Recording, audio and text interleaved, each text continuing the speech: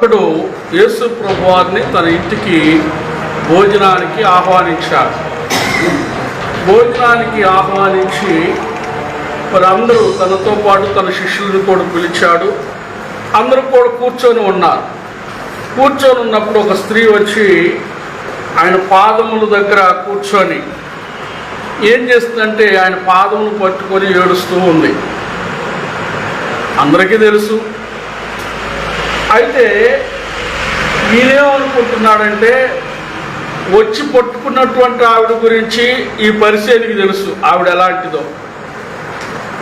అయితే యేసు ప్రభు నిజంగా ప్రవక్త అయి ఉంటే ఆవిడ ఎలాంటిదో ఈయన తెలుసుకుంటాడు. తెలుసుకున్నాను కదా, ఈమె ఒక పాపాత్మురాలైనటువంటి స్త్రీ అని తనలో తాను అనుకుంటున్నాడు. ఇలా అనుకుంటూ ఉండగా హృదయాంతరంగంలో ఎరిగిన వాడు మన దేవుడు కాబట్టి వెంటనే సీమోను అనబడుతున్నటువంటి అతనికి, ఆ యొక్క పరిసయ్యునికి ఒక చిన్న ఉపమానాన్ని బోధించాడు. ఏమని బోధించాడంటే అక్కడ చూడండి 41 నుండి చూసినట్లయితే, అప్పు ఇచ్చి ఒకనికి 2 రుణస్థులుండిరి, వారిలో ఒకడు 500 దేనారములు, మరి ఒకడు 50 దినారములు నచ్చి ఉండిరి. ఆ అప్పు తీర్చుటకు వారి యొద్ద ఏమీ లేకపోయాను గనుక అతడు వారిద్దరిని క్షమించెను. కాబట్టి వీరిలో ఎవడు అతన్ని ఎక్కువగా ప్రేమించునో చెప్పుమని అడిగాను. అందుకు సీమోను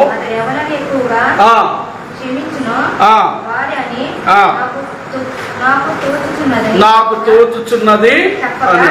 చూడండి ప్రియులారా, ఇక్కడ చదవబడిన వాక్య భాగంలో ఆ సీమోను అనే వ్యక్తి ఆ మనసులో అలా అనుకుంటున్నప్పుడు వెంటనే ప్రభువారు, అయ్యా ఒకరికి 2 అప్పు ఉన్నారు, ఒకడేమో 150 దేనారులు ఇవ్వాలి, ఒకడేమో 50 దేనారులు అప్పు ఉన్నారు.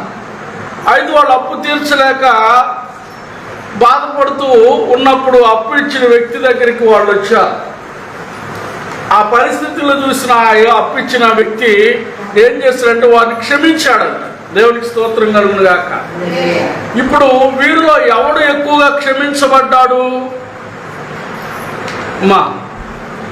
అమ్మో తేరేజమ్మ గారి బాకీ 50 రూపాయలు, నా బాకీ 150 రూపాయలు, కాబట్టి నాది కొట్టేశాడు, ఆమెది కొట్టేశాడు. కాబట్టి ఇప్పుడు ఎవడు ఎక్కువగా క్షమించబడ్డాడు? తేరేజమ్మ గారి కంటే ఎక్కువ తీసుకుంది నేనే కదా, నేనే ఎక్కువగా క్షమించబడ్డాను. ఆమేన్, హల్లెలూయా. కాబట్టి ఇక్కడ రాయబడిన వాక్యాన్ని మనం ఆలోచన చేసినట్లయితే ప్రియులారా, ఇక్కడ కొన్ని విషయాలు, ఆత్మ సంబంధమైన కొన్ని విషయాలు మనం నేర్చుకోవలసిన వారమై ఉన్నాం. అదేంటంటే ఇక్కడ ఆ స్త్రీ ఎలాంటి గుణగణాలు కలిగిందో ఆ వ్యక్తికి తెలుసు. ఏ వ్యక్తికి? ప్రభువారిని తన బృందాన్ని భోజనానికి పిలిచినటువంటి వ్యక్తికి తెలుసు వచ్చినటువంటి ఆవిడ ఎలాంటిదో.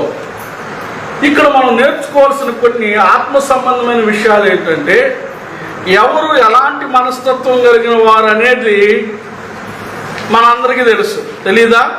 పాస్టర్ గారండి, నిన్నగాక మొన్న వచ్చాం మా పెదపూడిలో ఈ బజారు లేకపోతే మరి ఒక బజారు మనుషుల గురించి నీకేం తెలుసు అండి, మాకు తెలిసినంతగా అని సందర్భాన్ని బట్టి మాటలు వస్తూ ఉంటాయి. వాస్తవమైన మాట.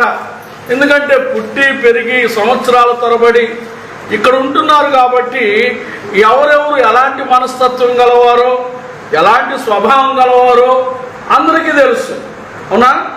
అయితే వారి స్వభావాన్ని బట్టి మనము నిందారోపణ చేసేవారిగా ఉండకూడదు. వారి పరిస్థితిని బట్టి నేరారోపణ చేసేవారిగా మనం ఉండకూడదు. ఇక్కడ మనం గ్రహించాల్సింది ఏంటంటే, ఈవిడ ఒక పాపాత్మురాలైన స్త్రీ అని అతనికి తెలిసినప్పుడు తనలో తాను సనుక్కున్నాడంట, తనలో తాను కొనుక్కున్నాడంట. ప్రియులారా, తనకున్న అవిధేయకరమైన పరిస్థితిని బట్టి, తానున్న స్థితిని బట్టి రావలసిన చోటుకే ఆవిడ వచ్చింది. ఆమె. హల్లెలూయా. కాబట్టి ఇక్కడ మనం గ్రహించాల్సింది ఏంటంటే, ఈవిడ ఒక పాపాత్మురాలైన స్త్రీ అని అతనికి తెలిసినప్పుడు తనలో తాను సనుక్కున్నాడంట, తనలో తాను కొనుక్కున్నాడంట. ప్రియులారా, తనకున్న అవిధేయకరమైన పరిస్థితిని బట్టి, తానున్న స్థితిని బట్టి చాలా మంది ఏం చేస్తారంటే వారున్న స్థితిగతులలో, అది భయంకరమైన సమస్యలు కావచ్చు, పాపపు స్థితి కావచ్చు, అర్థమవుతుంది, ఆర్థిక స్థితిగతులు కావచ్చు, ఆరోగ్యపరమైన స్థితిగతులు కావచ్చు, కనీసం ఆదరణ లభించని పరిస్థితులు కావచ్చు. ఇలాంటి స్థితిగతుల్లో ఉన్నప్పుడు చాలామంది ఏం చేస్తారంటే దేవుడిని సమీపించరు, దేవుడి దగ్గరికి రారు. అయ్యో, ఈ బాధలో నేనేం ప్రార్థన చేయగలుగుతాను, నేను ఒక పాపిని అని ఫస్ట్ తమను తాము నిందించుకుంటూ ఉంటారు. ఫస్ట్ తమను తాము నిందించుకుంటూ దేవుడి దగ్గరికి రావాలి అనే మనసును ఏం చేస్తారంటే దూరం చేసుకుంటారు. ఆమె ఏం చేస్తూ ఉంటారు? దేవుడి దగ్గరికి రావాలనే మనసును దూరం చేసుకుంటారు. ఎందును బట్టంటే వారిని వారు ఏం చేసుకుంటారంటే నిందించుకుంటూ వారిని వారు క్షమించుకోలేకుండా. మీకు అర్థం అవ్వాలంటే బైబిల్ గ్రంథంలో మార్కు సువార్త 5వ అధ్యాయంలో ఒక వ్యక్తిని గురించి పరిశుద్ధాత్మ దేవుడు లేఖనములో రాయించాడు. ఆ వ్యక్తి పేరు మనం చూసినట్లయితే గెరాసేనీల దేశంలో ఒక మనుష్యుడు ఉన్నాడు. అతడిని సంఖ్యలతో బంధించాలని చూశారంట. అయితే అతడు, చదవండి ఒకసారి ఆ మాట, మార్కు సువార్త త్వరగా చదవడానికి సహాయం చేయండి. 5వ అధ్యాయం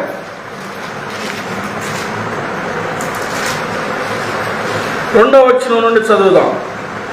ఆయన దేవుని దిగగానే అపవిత్రాత్మ పట్టిన వాడు ఒకడు సమాధులలో నుండి వచ్చి ఆయనకు ఎదురుపడెను. వాడు సమాధులలో వాసము చేసాడు. వాడు సమాధులలో నివాసం చేసేవాడు. సంఖ్యలతోనైనను ఎవడును వాడిని బంధింపలేకపోయాను. పలుమార్లు వాని కాళ్లకు చేతులకును సంఖ్యలు వేసి బంధించినను వాడు ఆ చేతి సంఖ్యలను తెంపి కాళ్ళ సంఖ్యలను ముక్కలుగా చేసి ఎవడును అతన్ని సాధు పరచలేకపోయాను. వాడు నిత్యము సమాధులలో నివాసముండు రాళ్లతో తనను తాను గాయపరుచుకునే స్వభావం గలవాడు. ఈ రోజున చాలా మంది ఈ గెరాసేనీల దేశంలో ఉన్నటువంటి స్వభావం, ఆ వ్యక్తి ఎలా ఉంటున్నాడో, ఈ రోజున చాలా మంది కూడా దేవుని దగ్గరికి రాకుండా తమకున్న పరిస్థితులను బట్టి తమను తామే కృంగదీసుకుంటూ, తమకు తామే గాయపరుచుకుంటూ, తమకు తామే నిందించుకుంటూ దేవుని దగ్గరకు రాని వారిని కోకొల్లలుగా చూస్తున్నాం. నేను సూటిగా ఒక ప్రశ్న అడుగుతాను. బైబిల్ గ్రంథంలో కూడా అదే మాట చెబుతుంది. నువ్వు ఆలోచించి నీ ఒక వెంట్రుకను తెలుపు కానీ నలుపు కానీ నువ్వు చేయగలుగుతావా?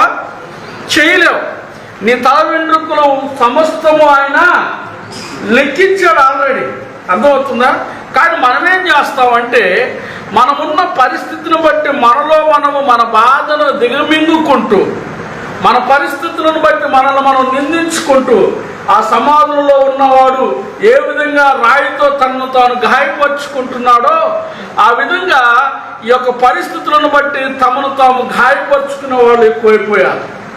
ఆరోగ్యం బాగోలేదని తమను తాము గాయపరుచుకుంటూ కృంగదీసుకుంటూ, బిడ్డలు లేరని తమ పరిస్థితిని జ్ఞాపకం చేసుకుంటూ కృంగిపోతూ, ఆర్థిక పరంగా మా పరిస్థితులు బాగోలేదని కుటుంబంలో ఉన్న పరిస్థితులను జ్ఞాపకం చేసుకుంటూ కృంగిపోతూ, భర్త త్రాగబోతాడు, బిడ్డల మాట వినని వారిగా తయారయ్యారు, కుటుంబ పరిస్థితులు బిడ్డలందరూ కూడా గందరగోళం అయిపోయారు, కుటుంబాలు బాగోలేదని.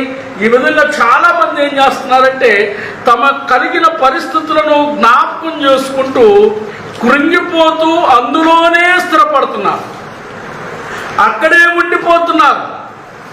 ఆ సమస్యకు పరిష్కారం ఇవ్వగలిగినటువంటి దేవుడు ఉన్నాడని, నువ్వు కలిగి ఉన్న పరిస్థితులను మార్చగలిగిన వాడు అద్భుతమైన దేవుడు మన దేవుడని, ఆయనకు మొరపెడితే అసాధ్యమైనది ఆయనకేది లేదు అనే విషయాన్ని నేటి దినాన మనం మర్చిపోతున్నాం. చాలా మంది మర్చిపోతున్నారు. చక్కగా పాటలు పాడతారు కదా, ఎన్ని బాధలున్నాను ఈ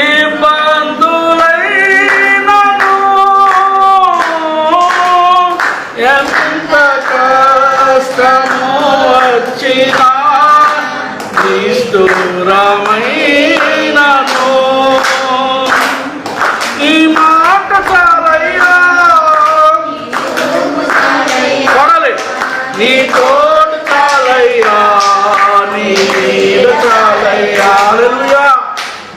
పాటలు మాత్రం చక్కగా పాడతాం, కానీ దేవుని దగ్గరికి రావాలి అంటే, దేవుని సన్నిధికి రావాలి అంటే, దైవజనుడిని సమీపించి దైవజనుడితో చెప్పుకొని సంఘములో ప్రార్థన చేయాలి అంటే మనసు రాదు, మనసు రాదు, అడుగు ముందు పడదు. అర్థం కావట్లా? ఎందుకు పడట్లేదు వాళ్ళే చెప్తారు, మళ్ళా వాళ్ళే అంటారు ఎందుకు రావట్లేదు అంటే వాళ్ళు ఇచ్చే ఆన్సరు ఏంటో తెలుసా? అపవాది ఆటంకపరుస్తున్నాడని తెలుసన్నా, అయినా కూడా మేము రాలేకపోతున్నాం. ప్రియ దేవుని బిడ్డలారా, ఎంత బాధకరమైనటువంటి పరిస్థితి. ఈ పరిస్థితుల్లో ఉండటానికి గల కారణం ఏంటో తెలుసా? దేవుని సన్నిధిలో నువ్వు సరిగ్గా ఎప్పుడైతే నువ్వు ఎస్టాబ్లిష్ చేసుకోకుండా ఉంటావో ఆ సమయంలో ప్రియ దేవుని బిడ్డలారా మనం ఏం చేయబడతామంటే, ఇలాంటి పరిస్థితులను బట్టి దేవుని ముందుకు రావాల్సిన మనము దేవుని దగ్గరికి రాలేము. దేవునికి సమీపించి దేవునికి స్తోత్రం కలుగును గాక. హల్లెలూయా. అయితే ఈవిడ మాత్రము పాపాత్మురాలైన స్త్రీ అని ముద్ర వేయబడింది, ఈవిడికి ముద్రించబడింది. ఈవిడ పాపాత్మురాలైన స్త్రీ, ఇక వేరే సర్టిఫికేట్ కాదు, అసలు ఆ ప్రాంతం అంతా కూడా ముద్రించి పడేశారు ఈవిడ పాపాత్మురాలు అని కదా. ఎప్పుడైతే ఆ స్త్రీ ప్రభువారు పలానా చోట ఉన్నాడని తెలుసుకుందంట, ఫస్ట్ ఆవిడ పాపాత్మురాలుని ఆమెకి ఇవ్వబడిన బిరుదును చూస్తే ఎంత భయంకరమైందో, ఎన్ని రకాల పాపము జీవితము కలిగి ఉన్నదో. కానీ తన పాప భారమును, ఆ ముద్రను, ఆ నిందను, ఆ వేదనను తొలగించేటువంటి వాడు యేసు ప్రభువారు. ఆయన పలానా చోట ఉన్నాడంట, కాబట్టి నేను అక్కడికి వెళ్ళాలి, నా పాపమును నేను ఒప్పుకొని దానిని విడిచిపెట్టాలి అని చెప్పేసి ఆవిడ చేసినటువంటి పని ఏంటంటే, ప్రభువారు ఎక్కడ ఉన్నాడో తెలుసుకుంది ఫస్ట్. దేవునికి స్తోత్రం కలుగును గాక. మన జీవితంలో మనం చేయవలసిన పని ఏంటంటే, మన పరిస్థితులను బట్టి మనము ఏ స్థితిలో ఉన్నా మనలను పైకి లేవనెత్తగలిగిన వాడు మన దేవుడు. కాబట్టి నేను ఆయన కనుగొనాలి అని చెప్పేసి నీకున్న సమస్యలు, పరిస్థితులను బట్టి ముందు నువ్వు దేవుణ్ణి వెతికే వ్యక్తిగా ఉండాలి, దేవుని మీద ఆధారపడే వ్యక్తిగా ఉండాలి, దేవుని సహాయం కొరకు ఎదురు చూసే వ్యక్తిగా ఉండాలి. అర్థమవుతుందా? దేవుని దగ్గర ఆ సమస్యలోనే రోధించేటువంటి వ్యక్తిగా ఉండాలి. ఆ కష్టము, ఆ పరిస్థితిని బట్టి అక్కడే పాదాలు పట్టుకొని అయ్యా ఈ పరిస్థితిని మార్చేయని అడగాలి. అర్థమవుతుందా? యాకోబు తన మామైన లాబాను యొద్ద నుండి బయలుదేరాడు. వస్తూ ఉంటే మార్గ మధ్యలో ఒక వార్త అందింది, మీ అన్నయ్య కత్తులు, గొడ్డళ్ళు, బాణాలు తీసుకొని సైన్యం తీసుకుని అతను చంపేస్తాడయ్యా అని. ఎందుకంటే మోసం చేసి వెళ్ళాడు కదా. ఈ మాట తెలిసినప్పుడు తన మందలను భాగాలుగా విభజించి తనొక్కడే ఏం చేస్తాడంటే రాత్రిపూట ఆగిపోయాడు. ఆగిపోయి ఏం చేస్తున్నాడంటే దేవుని దగ్గర ఏడవటం మొదలుపెట్టాడు, దేవుని దగ్గర విజ్ఞాపన చేయడం మొదలుపెట్టాడు, ప్రార్థన చేయడం మొదలుపెట్టాడు. అయ్యా ఈ పరిస్థితి నుండి నువ్వు తప్ప మరెవరు మమ్మల్ని కాపాడలేరు. ఇప్పుడు రష్యా యుక్రెయిన్ మధ్య యుద్ధం జరుగుతుంది కదా. చాలా మంది ఆ యుక్రెయిన్ కంట్రీ, ఆ దేశంలో ప్రజలు చర్చిలోనికి వెళ్ళి రోడ్ల మీద ఉండి ప్రార్థనలు చేస్తున్నారు. ప్రపంచ దేశంలో చాలా మంది వారి కొరకు ప్రార్థన చేస్తున్నారు. చూడండి, ఒక ప్రక్కన బాంబులు వర్షం వల్లే కురుస్తూ ఉంటే శబ్దాలు తట్టుకోలేక, తిండి లేక, బయటకు వస్తే ఏ బాంబు ఇంటి నుండి మీద పడి చచ్చిపోతారో తెలియని ఆ ప్రాణాపాయ స్థితులు, ప్రాణాలు గుప్పిట్లో పెట్టుకొని తిరుగుతూ వారు ఏం చేస్తున్నారంటే దేవుని సన్నిధిలో ప్రార్థన చేస్తున్నారు. దేవునికి స్తోత్రం కలుగునుగా. దేవుడు కోరుకుంటుంది ఇది మన ద్వారా. మనం దేవునిని వెతికే వారముగా ఉండాలి. వెదకుడి మీకు దొరుకుతాడన్నాడు. ఎప్పుడు వెతకాలి? ఎల్లప్పుడూ నువ్వు వెతకాలి. బాగున్నప్పుడు వెతకాలి, బాగానప్పుడు కూడా దేవుణ్ణి వెతకాలి. కొంతమంది పరిస్థితులను బట్టి దేవుణ్ణి సమీపిస్తారు. అన్ని బాగుంటే దేవుడు అంటారు, బాగాపోతే అసలు దేవుడు ఉన్నాడు అంటావన్నయ్య. పాస్టర్ గారు ఉన్నాడంటావా అని అంటాం.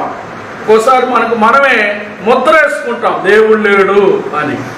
నువ్వు అన్నంత మాత్రం లేకుండా ఉన్నాడా? నువ్వు అనుకున్నంత మాత్రం లేకుండా ఉంటాడా? ప్రియ దేవుని బిడ్డలారా, ఇక్కడ మనం నేర్చుకోవాల్సింది ఏంటంటే, ఈ కష్టకాలంలో కూడా నేను దేవునికి నమ్మకస్తుడిగా నేనుంటే చాలు. అర్థమవుతుందా?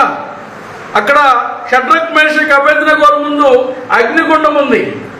రాజు అంటున్నాడయ్యా, ఇప్పటికైనా మీ యొక్క అవిధేయతలు ఒప్పుకొని ఆ దేవుణ్ణి మేము ఆరాధించం, నీవే మా దేవుడు అని ఆ ప్రతిమకు మొక్కితే, నమస్కారం చేస్తే ఈ అగ్నిగుండంలో మిమ్మల్ని పడవేయకుండా కాపాడుతా అన్నాడు. ఎంత గోల్డెన్ ఛాన్స్ వచ్చిందండి వాళ్ళకి, ఎంత మంచి అవకాశం ఆఫర్ వచ్చింది. వాళ్ళు ఏమన్నారు తెలుసా? రాజా, మా దేవుడు ఈ అగ్నిగుండంలో నుండి రక్షించుటకు సమర్థుడు. ఆమేన్. ముందు నీకు అది కావాలి, దేవుని మీద నమ్మకం. నీ పరిస్థితుల్లో నుండి నిన్ను లేవనెత్తగలిగిన గొప్పవాడు నా దేవుడనే నమ్మకం నీలో ఉండాలి. రెండోది అన్నారు చూసావా, ఒకవేళ మా దేవుడు రక్షించకపోయినా పర్లేదు, నువ్వు అగ్నిగుండంలో పడేసుకున్నా ఓకే, కానీ నీకు మాత్రం నమస్కారం చేయమన్నారు. దేవునికి స్తోత్రం కలుగును గాక. ఆ విశ్వాసం మనలోకి రావాలి ప్రియులారా. అటువంటి విధేయత, దేవుని మీద పూర్తిగా ఆధారపడే స్వభావం మనలోనికి రావాలి. చాలా మంది దేవుని దృష్టిలో నిలబడలేక, దేవుని ఎదుట ప్రార్థించలేక, దేవుని మీద ఆధారపడలేక చాలా మంది ఏం చేస్తుంటారంటే, దేవునికి దూరమై తమను తాము కృంగదీసుకుంటూ ఉంటారు. అలాగనే వారి జీవితాలు ఎల్లబుచ్చుతూ ఉంటారు. ఈ పాపాత్మురాలైన స్త్రీ ప్రభువారు ఎక్కడ ఉన్నాడో తెలుసుకుంది, ఆయన యొద్దకు వచ్చింది, ఆయనను సమీపించింది, ఆమె విలువైనటువంటి అత్తరును తీసుకొని వచ్చిందంట. ఎవరి దగ్గరికి వచ్చింది? దేవుని దగ్గరికి విలువైన అత్తరును తీసుకొని వచ్చిందంట. చాలాసార్లు దేవుని దగ్గరకు మనం వచ్చేటప్పుడు మన బాధల్లో మనం ఉంటే, మన సమస్యలో మనం ఉంటే, ఇంకేం తీసుకెళ్తాం దేవుని దగ్గరికి అని ఒట్టి చేతులతో వెళ్ళిపోతూ ఉంటాం. దేవుని సన్నిధిలో నువ్వు ఏ పరిస్థితుల్లో ఉన్నా విలువ కలిగినటువంటి దాన్ని నువ్వు దేవుని దగ్గరికి తీసుకెళ్ళాలి. దేవునికి స్తోత్రం కలుగును గాక. ఈ సమయంలో జరిగిన ఒక సంఘటన మీ ముందు ఉంచాలని ఆశపడుతున్నాను. కేరళ రాష్ట్రానికి చెందినటువంటి ఒక దైవజనుడు హైదరాబాద్ ప్రాంతానికి వచ్చి ఒక మంచి సాక్ష్యం చెప్తూ ఉన్నాడు. ఆ దైవజనుడు చెప్పిన సాక్ష్యం ఏంటంటే, తాను కలిగి ఉన్న కుటుంబ పరిస్థితులు చెప్పాడు. దేవుడు ఏ విధంగా తనను వాడుకుంటున్నాడో చెప్పాడు. ఆ కుటుంబంలో 4 వ్యక్తులు అంట వారి తల్లిదండ్రులకి. ఆ తల్లిగారు పాచి పని చేసి కుటుంబాన్ని నడిపించేదంట. ఈ అబ్బాయి, 4లో ఈ అబ్బాయి చదువుకోవాల్సిన వయసులో తను ఏం చేశాడు, శనక్కాయలు అమ్ముకునేవాడంట. పల్లీలు అమ్మి కుటుంబానికి ఒక చేదోడు వాదోడుగా ఉండేవాడంట. చదువు లేదు, చదువు సంధ్య లేదు, 6వ తరగతి అయిపోయింది, ఇదే పని అబ్బాయికి. అర్థమవుతుందా? అయితే తల్లి మంచి ప్రార్థన పరురాలు, మంచి భక్తి పరురాలు. ఆ తల్లి అంట ప్రతిరోజు ప్రార్థన చేసేదంట,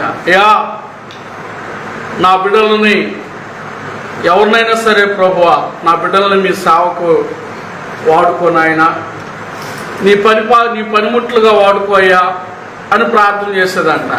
ఈ ప్రార్థనలు నవ్వుకునేవాళ్ళు అంట. దేవుడు మనల్ని వాడుకునేది ఏంటి? మన పరిస్థితులు ఏంటి? ఆడన్న మనల్ని దీవించు, మమ్మల్ని కాపాడు అనాలి, కానీ ఇదేం ప్రార్థన అని పిల్లలు నవ్వుకునేవాళ్ళు అంట. రెండోది ఏంటంటే, ఆవిడికి దేవుని సేవకులంటే ప్రాణం అంట. ఆవిడ చాలా ప్రాణం అంట.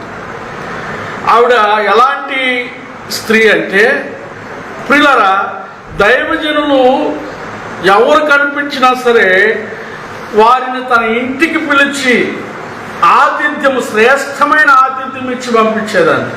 ఆమేన్, హల్లెలూయా.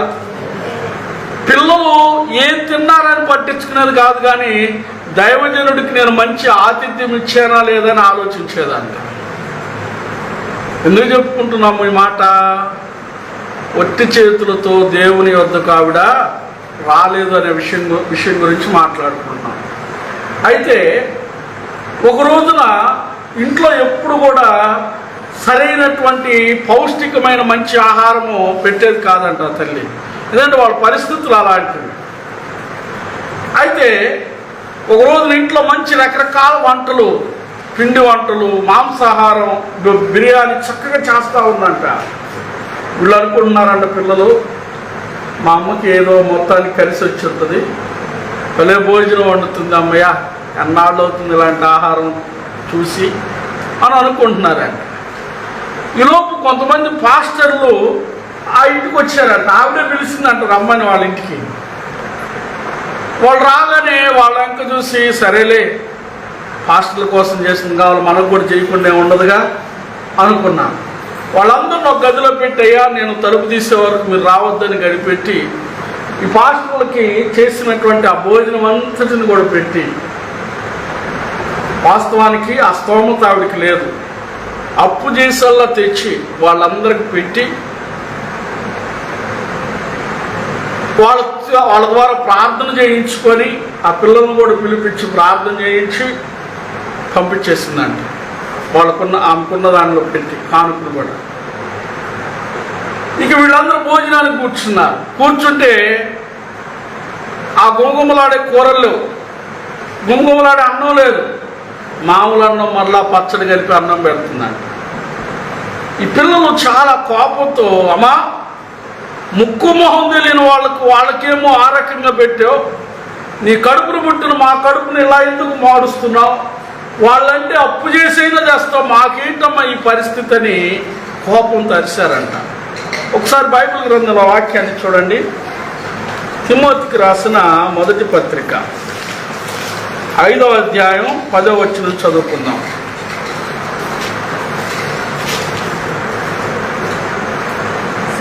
సత్క్రియలకు పేరు పొందిన విధవరాలు పిల్లలను పెంచి పరదేశులకు ఆతిథ్యము చేసి పరిశుద్ధుల పాదములు కడిగి శ్రమపడు వారికి సహాయము చేసి, చాలు, పరిశుద్ధుల పాదములు కడిగి ఆతిథ్యమును చేసి అనే మాట రాయబడి ఉంది. ఇక్కడ మనం ఆలోచన చేస్తే ఆవిడ చేసేటువంటి పనిని గురించి ఆలోచన చేస్తే ఒక్కోసారి చూసే వాళ్ళకి కొంత విచిత్రంగా అనిపిస్తుంది. ఆ తల్లి తన బిడ్డలను సదవాయించి చెప్పిన మాట ఏంటంటే, అమ్మా అయ్యా మీరు అలా అనొద్దు, ఈ ప్రతిఫలం, ఈ ఆశీర్వాదం తప్పకుండా దేవుడు మీ జీవితాల్లో కలగజేస్తాడయ్యా, గొప్ప దీవెనలు ఇస్తాడు, దైవజనులు దేవునితో సమానం, కాబట్టి మీరు అలా అనొద్దయ్యా అని చెప్పేసి ఆ తల్లి ఆ బిడ్డలకు నచ్చజెప్పుకొని భోజనం పెట్టి యథారీతిగా వారి పనులు సాగుతున్నారు. ఇలా కొన్ని దినాలు జరిగిన తర్వాత వారి కుమారుడు, ఈ వ్యక్తి శనక్కాయలు అమ్మే వ్యక్తి, దేవుని వాక్యం ద్వారా పట్టబడ్డాడు. వాక్యం ద్వారా పట్టబడి దైవికంగా ఎదుగుతూ సేవకు సమర్పించుకున్నాడు. ఆ తల్లి ఆనందానికి అవధుల్లో, ఆ తల్లి చాలా సంతోషపడింది. అబ్బాయిని సేవకు ఇచ్చేస్తున్నానని సేవకు పంపించింది. పంపించేటప్పుడు అంటుందయ్యా, నువ్వు సంపాదించి తీసుకొని వస్తే 1 రూపాయి మాకు కలిగిద్ది, కానీ నీ సంపాదన మీద మాకు ఆశ లేదు. నువ్వు చేయాల్సింది ఏంటో తెలుసా, దేవుని గొప్ప సేవ చేయాలి, ఎక్కడ దేవుని నామానికి అవమానం తేవద్దు, లేకపోయినా పస్తుండు, ప్రార్థన చేయి, దేవుడే సహాయం చేస్తాడు, కానీ నువ్వు మాత్రం అవమానకరంగా ఉండకూడదయ్యా అని కొన్ని మాటలు చెప్పి అతన్ని పంపించింది. ఏ పరిస్థితుల్లో కూడా నువ్వు ఇక్కడికి రావద్దు, ఇక్కడికి మరలా నువ్వు రావద్దు, నా మనసు మారిద్దేమో పరిస్థితులను బట్టి, దయచేసి నువ్వు రావద్దే అని చెప్పి పంపించేశాను. ప్రియులారా, సావుకు వెళ్ళాడు. కొన్ని రోజులకి, కొన్ని సంవత్సరాల్లో కబురు వచ్చింది, నాన్న చనిపోయాడు అని. వాళ్ళ నాన్న చనిపోయిన తర్వాత అయ్యా ఒకవేళ నీకు ఛార్జీలు లేవనాడని అప్పు చేసి వస్తావేమో, ఒకవేళ నీ పరిస్థితి బాగోక రాలేకపోతున్నావేమో, అయ్యా ఇక్కడ కార్యక్రమాలన్నీ మేము చూసుకుంటాం, ఇక్కడ పరిస్థితులన్నీ మేము చూసుకుంటాం, నువ్వు వస్తే కనీసం ఛార్జీలు ఇచ్చి పంపించే స్తోమతలో కూడా మేము లేవు, దయచేసి నీ పనిలో నువ్వు నమ్మకస్తుడిగా ఉండయ్యా. చూడండి ఆ తల్లి చెప్తున్న మాట, నిన్ను దేవుని సావుకని పంపించాను, నువ్వు నమ్మకంగా ఉండు, మరలా ఇక్కడికి వచ్చి డబ్బులు లేక ఆగిపోతే సేవ ఆగిపోద్ది, పరిచర్య ఆగిపోద్ది, కాబట్టి నువ్వు రావద్దయ్యా. ఆ మాటలు చెప్పి అతను ధైర్యపరిచింది. ప్రియులారా, జరిగినటువంటి విచిత్రము ఏంటి అంటే, జరిగిన అద్భుతం ఏంటంటే, ఆ తల్లి ప్రతిరోజు ఆ బిడ్డ కొరకు కన్నీటితో ప్రార్థన చేసి, ఆవిడ చేసేటువంటి ఆ ప్రార్థన ఫలము, ఆ పరిచర్య ఫలము, ఆ విధానాన్ని బట్టి దేవుడు తన కుమారుణ్ణి ఆశీర్వదించడం మొదలుపెట్టాడు. దేవునికి స్తోత్రం కలుగునుగా.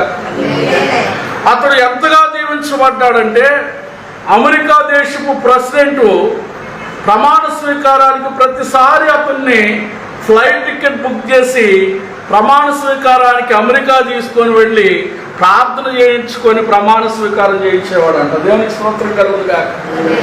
హల్లెలూయా. ఇంకా విషయం ఏంటంటే, 108 దేశాలు తిరిగి సువార్తను బోధించాడంట. హల్లెలూయా.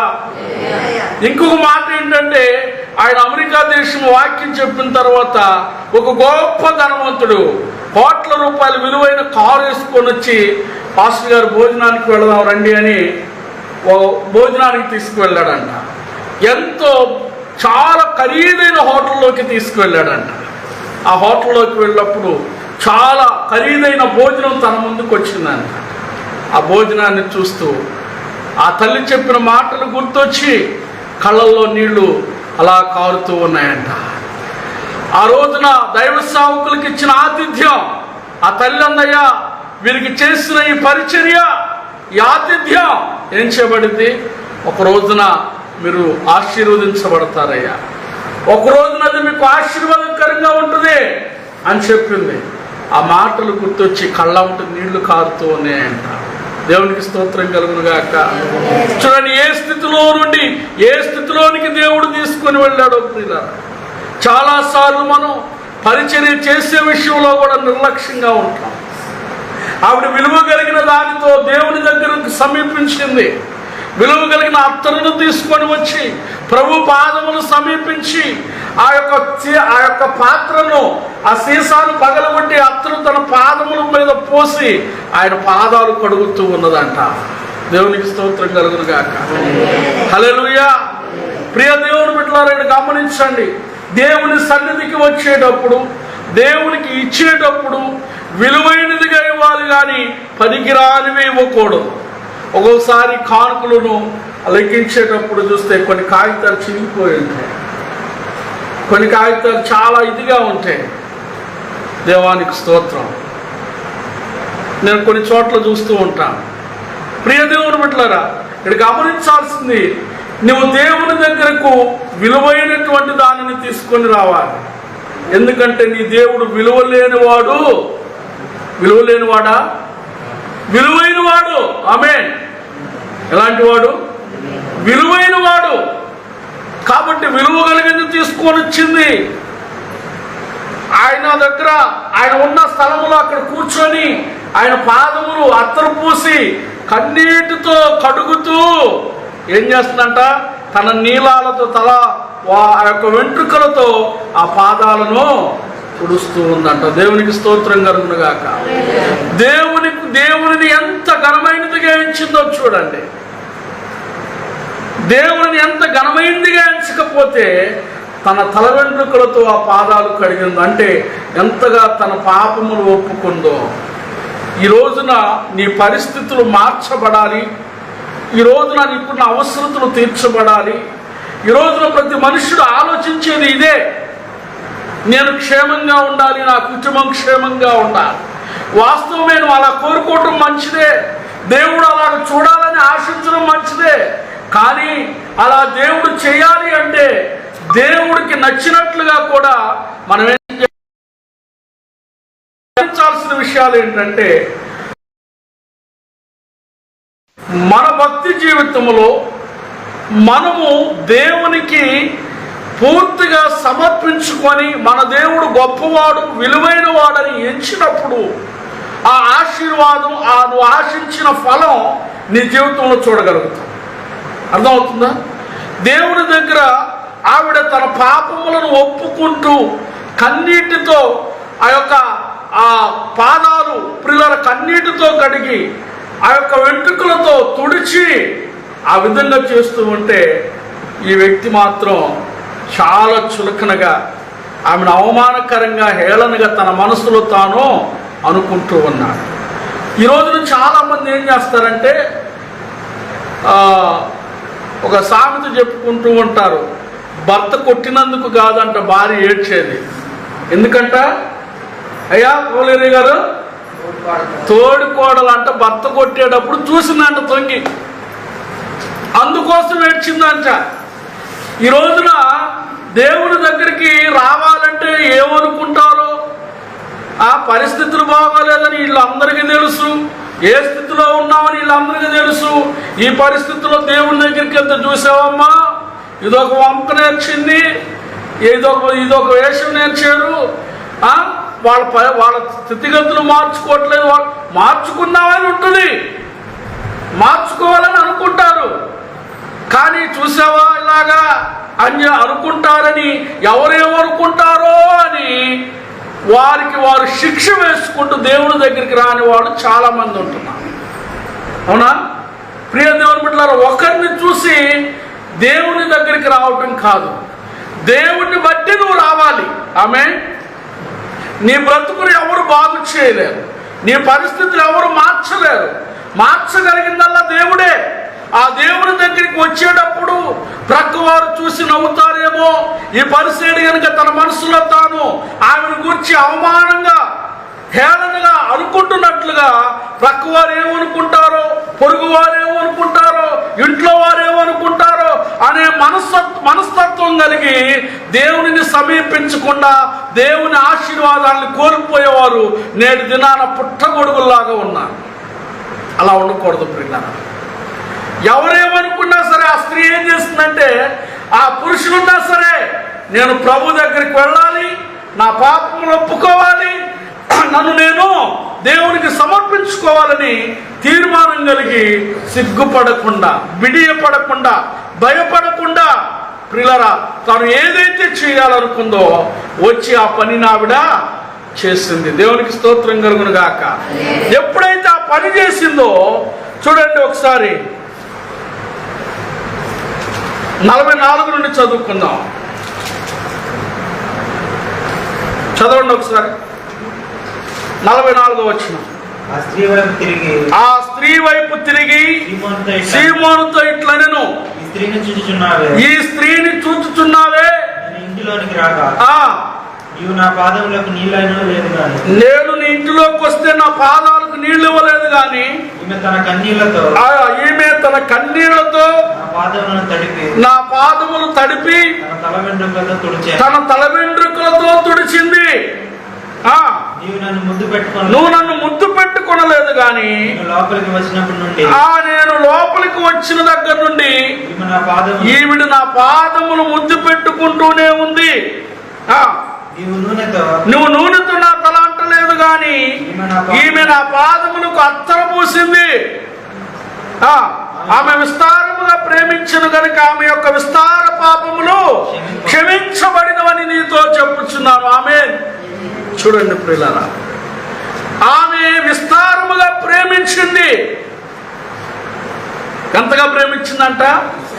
విస్తారముగా, చాలా అమితంగా ప్రేమించింది. దేవుణ్ణి ఆ విధంగా ప్రేమించడం నేర్చుకోవాలి మనం. ఆమేన్.